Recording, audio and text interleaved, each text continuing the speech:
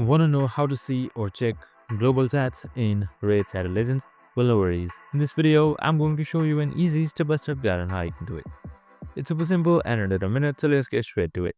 But first things first, you can just simply open up your Raid Shadow Legends application. So we have also created a video on how we install it, so make sure to watch it.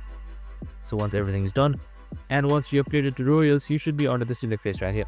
So accessing chats is super simple. So the top right side you should be seeing various interfaces right here, and right beside test or your rewards you should be seeing this chat icon, just simple like that. So now once you have selected the chat icon, here you should be seeing your global chat opening up by default. So if you're in a client chat, just simply select global chat. So right here you can see the chats as well and global chats that you can just simply chat with, and that's it. Super simple and easy. So you can also change the language by selecting this right here, and that's it.